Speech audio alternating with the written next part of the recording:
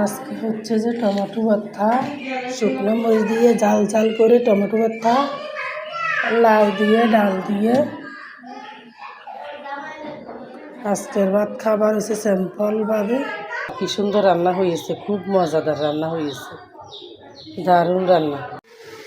আর এগুলো হচ্ছে যে ফুলকপি দিয়ে দুটা আলু দিয়ে দুটা বেগুন দিয়ে মাছ দিয়ে রান্না করতেছি। আসলে ফুলকপি দিয়ে দুটা আলু দিয়ে দুটা বেগুন দিয়ে রান্না করলে ফুলকপিগুলো বড় বড় করে কুটলে ভালো লাগে। ধন্যবাদ। কাঁচামরিচ একটু ফাড়াই পিষি নিয়েছি, কারণ ফাড়াই পিষি নিলে খুব মজা হয়। আর এই টমেটো ভর্তা ঝাল ঝাল, ও গরম। আর এগুলো হচ্ছে যে ফুলকপি দিয়ে দুটা আলু দিয়ে দুটা বেগুন দিয়ে মাছ দিয়ে রান্না করতেছি। আসলে ফুলকপি দিয়ে দুটা আলু দিয়ে দুটা বেগুন, পেঁয়াজ দিয়েছে, লুটুস ভাজি করব। লুটুসের জন্য পেঁয়াজ কষাইতেছি। চিংড়ি মাছ দিয়ে আজকে লুটুস রান্না করব। পেঁয়াজ লাল লাল করে চিংড়ি মাছ দিয়ে দিয়েছি। পেঁয়াজ চিংড়ি মাছ লাল লাল হয়ে গেছে, এখন লুটুসগুলো দিয়ে দিব। একটু করে হলুদ দিয়েছি, লবণ দিয়েছি।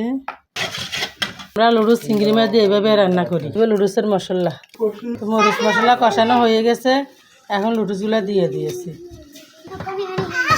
এখন চিংড়ি মাছ দিয়ে লুডুস রান্না হয়ে গেছে। খুব সুন্দর চিংড়ি মাছ দিয়ে লুডুস রান্না হয়ে গেছে। এখন খাওয়ার টাইম, খাবো লুডুস।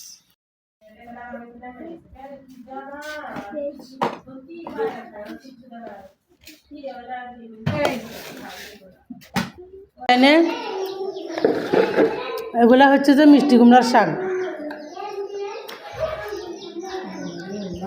এগুলা হচ্ছে মিষ্টি কুমড়ার শাক, বের শাক, একদম টাটকা টাটকা তাজা তাজা। আর এগুলা হচ্ছে যে লাউর শাক। লাউ মানে কদুর শাক।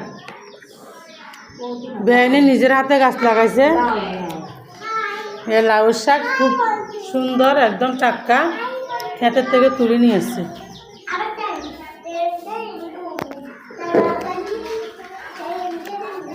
আর বেআইনের কত টান আমাদের জন্য, দেখেন কি কষ্ট করি। অসুস্থ আসার সময় আমাদের জন্য একদম টাটকা ক্ষেতের শাক নিয়ে আসছে। আপনাদের বেআইন বেআই থাকলে এরকম আনবে।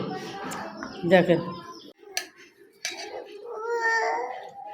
এইভাবে সিদ্ধ করি, বেগুনের উপরের চামড়াগুলো নিয়ে ফেলছি আমি। দেখেন অনেক সুন্দর হয়েছে। এখন ভর্তা বানায় খেতে অনেক মজাদার হবে। এগুলার মরিচ পেঁয়াজ একসাথে মাখি, আবার তেলে দিব।